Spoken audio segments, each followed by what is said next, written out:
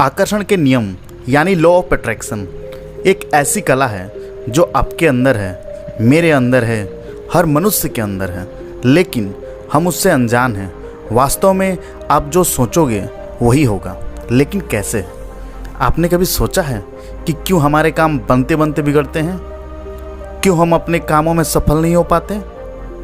क्यों हम हमेशा दुखी ही रहते हैं? आइए इसे ठीक से समझते हैं, सिर्फ एक छोटी सी कहानी से। और इस कहानी के अंत में आप जानेंगे कि आखिर भगवान बुद्ध ने इसके बारे में कैसे बताए हैं। एक व्यक्ति अपने जीवन में बहुत परेशान था। उसका कोई भी काम नहीं बनता था, सारे बिगड़ जाते थे। सफलता उससे कोसों दूर थी। वह कुछ भी काम करता उसे सफलता ही नहीं मिलती। इसके चलते उसके घर में हमेशा अशांति ही बनी रहती थी। उसे एक ऐसे मंत्र की ज़रूरत थी जिससे उसके घर में शांति मिल सके और सब परेशानियां खत्म हो सकें।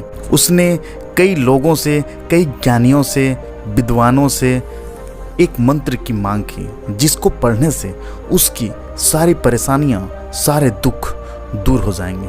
लेकिन उन ज्ञानी लोगों ने, उन विद्वानों ने उसे बहुत सारे ऐसे मंत्र दिए जिससे कि उसकी परेशानी दूर हो सके। उसने सारे मंत्रों को अपनाया, लेकिन कोई भी मंत्र काम नहीं आया। कुछ दिनों के बाद वह व्यक्ति एक गुरु के बारे में सुना। उसने सुना कि उस गांव में एक गुरु रहते हैं जो सबके दुख का निवारण करते हैं। उसने सोचा कि क्यों ना उस गुरु से मिलकर कुछ मंत्र ले लें ताकि उसके सारे दुख दूर हो सकें। उस गुरु को खोजता हुआ दूर जंगल में स्थित आश्रम में पहुंच गया। वहां उसे गुरु मिला। उसने गुरु से कहा, गुरुदेव, मैं बहुत दुखी हूँ, परेशान हूँ, कृपया मेरे दुख हर लो। गुरु मुस्कुराए और बोले, इस दुनिया में तो सभी लोग एक से बढ़कर एक दुखी हैं। तुम कितने बड़े दुखी हो? व्यक्ति ने कहा, मैं सबसे ज़्यादा दुखी हूँ। फिर गुरु ने कहा, मुझसे क्या चाहिए? व्यक्ति ने कहा, मुझे एक ऐसा मंत्र चाहिए जिसे पढ़ते ही सारी परेशानियाँ खत्म हो जाए। गुरु ने कहा, मंत्र ऐसे नहीं मिलते, उसके लिए कुछ करना पड़ता है। अगर मैं तुमसे कुछ करने के लिए कहूँ तो क्या तुम करोगे? और जैसा मैं कहूँगा वैसा ही करना होगा। व्यक्ति ने कहा, बिल्कुल बिल्कुल गुरुदेव, जैसा आप कहेंगे मैं वैसा ही करूँगा। जो नियम आप बताएंगे मैं वही करूँगा। सारे यज्ञ, हवन, पूजा पाठ सब कुछ करूँगा, कुछ भी नहीं छोड़ूंगा। गुरु ने कहा, ये सब तो बहुत आसान चीज़ है। मंत्र पाने के लिए बड़ी कठिन मेहनत करनी पड़ती है, क्या तुम कर पाओगे? व्यक्ति ने कहा, गुरुदेव, क्या मुझे दहकते अंगारों पर चलना होगा?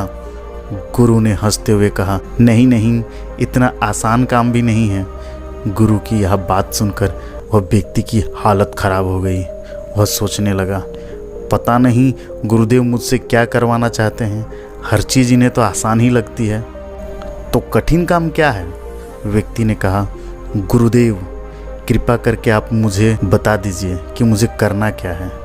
मैं वो सब कुछ करूँगा जो आप बोलेंगे। गुरुदेव बोले, जैसे तुम अपने घर से यहाँ तक आए हो वैसे तुम यहाँ से अपने घर को चले जाना और अपने मन में यह कहते हुए जाना कि मैं बहुत सुखी व्यक्ति हूँ, मैं बहुत सुखी हूँ। यह सुनते ही व्यक्ति बहुत खुश हो गया। बस गुरुदेव, इतना सही बोलना है, इसे तो मैं यूं ही कर लूँगा। गुरु ने कहा, ठहरो जरा, पूरी बात तो सुन लो। जब तुम अपने मन में यह बात दोहरा रहे होगे तो तुम्हारे मन में बंदर की बात नहीं आनी चाहिए। अगर तुम्हारे मन में बंदर का ख्याल आ गया तो सब बेकार हो जाएगा। व्यक्ति ने कहा, यह कार्य तो मैं बहुत आसानी से कर लूँगा। और यह कहकर वह व्यक्ति अपने घर की ओर चल पड़ा। आश्रम से निकलते ही वह अपने मन में कहना शुरू किया, मैं बहुत सुखी हूँ। लेकिन ऐसा कहते ही उसके मन में बंदर का ख्याल आ जाता है। जब भी वह कुछ कहता तो उसे वह गुरु की कही बंदर वाली बात याद आ जाती। लेकिन वह यह भी कहता कि मैं सुखी हूँ, लेकिन जब जब वह कहता बंदर का ख्याल उसके मन में और भी गहरा होते जाता है। फिर ऐसा कहते कहते वह रास्ते की ओर जा ही रहा था कि रास्ते में बंदर दिखाई देना शुरू हो गया। फिर चारों तरफ सिर्फ बंदर ही बंदर दिखाई देता था। उसने सोचा, जाते वक्त तो ये बंदर कहीं दिखे नहीं, अब क्यों दिख रहे हैं? मैं अपने मन में सुखी हूँ, मैं सुखी हूँ। और ऐसा बोलता हुआ वह अपना घर पहुँच गया। घर पहुँचकर वह अपनी पत्नी से बोला, बंदरिया, मैं बहुत भूखा हूँ, बंदर परोस दो। मुंह में बंदर शब्द निकलते ही उसका मुख खुला का खुला रह गया। उसकी सारी मेहनत पर पानी फिर गया। उसने सोचा कि आज से पहले कभी उसके मन में बंदरों का ख्याल तो नहीं आया था, तो आज कैसे आ रहा है। और उसे हर जगह बंदर ही बंदर दिखाई दे रहा है। वह सब कुछ छोड़कर भागते हुए गुरु के आश्रम पर जा पहुंचा। आश्रम में पहुंचकर वह गुरु के चरणों पर गिर पड़ा और बोला, गुरुदेव, ये क्या हो गया, मुझे कुछ समझ में ही नहीं आ रहा है। मुझे तो हर जगह सिर्फ बंदर ही बंदर दिखाई दे रहा है। ऐसा क्यों गुरुदेव? आपने कहा था कि बंदर का ख्याल भी नहीं आना चाहिए, लेकिन मेरे तो जुबान पर ही बंदर बैठ गया है। आज से पहले इतने बंदर पहले कभी नहीं देखे। आपने जो मंत्र दिया था वह भी नष्ट हो गया, मुझे मंत्र मिला ही नहीं। गुरु ने कहा, तुम्हें मंत्र मिल चुका है, तुम्हें बस इसका उपयोग करना सीखना है। लेकिन गुरुदेव, जैसा आपने कहा मैंने वैसा तो बिल्कुल ही नहीं कर पाया। फिर मंत्र कैसे काम करेगा? गुरु बोले, पहले तुम इस मंत्र को समझ लो। अगर तुमने इसे ठीक से समझ लिया तो यह मंत्र अवश्य ही काम करेगा। फिर उस व्यक्ति ने कहा, गुरुदेव, कृपा करके मुझे जल्दी समझाइए, मैं समझने के लिए तैयार हूँ। फिर गुरु ने कहा, समझने के लिए तुम्हें एक बात का हमेशा ख्याल रखना होगा कि तुम्हें बंदर का ख्याल नहीं आना चाहिए। यह सुनकर व्यक्ति गुरु के चरणों में फिर से गिर गया और बोला, मुझे तो आपके पीछे भी बंदर ही दिखाई दे रहा है। देखिए, उस पेड़ पर बैठा केला खा रहा है। उनकी यह बात सुनकर गुरुदेव जोर से हंस पड़े और बोले, हमारा मन ही हमारा मंत्र है।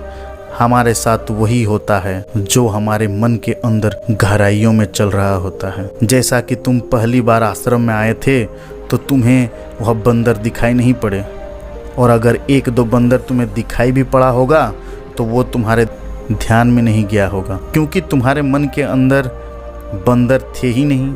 लेकिन जब तुम यहाँ से वापस गए तो तुम्हारे मन की गहराइयों में जो होना चाहिए था वह तो तुम्हारे जुबान पर था कि मैं सुखी हूँ, लेकिन ये सब उनकी गहराइयों में नहीं था।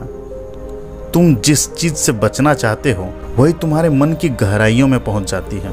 तुम बंदर से बचना चाहते थे तो तुम्हारे मन की गहराइयों में बंदर ही बैठ गया, इसीलिए हर जगह तुम्हें बंदर ही बंदर दिखाई पड़ रहा था। जहाँ बंदर नहीं भी था वहाँ भी तुम्हें दिखा, जैसे तुम्हारी पत्नी में, तुम्हारे भोजन में, और तुम्हें मुझ में भी बंदर ही देखा। इसलिए इसे ठीक से समझो। मन की गहराइयों में अगर यह मंत्र है कि मैं दुखी हूँ, मेरे पास कम है, तो तुम्हारे पास जितना भी आ जाए तुम्हें कम ही लगेगा। अगर किसी के मन की गहराइयों में यह बात है कि मैं सुखी हूँ, मेरे पास बहुत है, तो उसके पास जितना भी है उसे हमेशा अधिक ही लगेगा। फिर चाहे उसके पास चीज़ें कम ही क्यों ना हो, और अगर उसके पास दुख भी होगी तो उससे वह सुख निर्मित कर ही लेगा।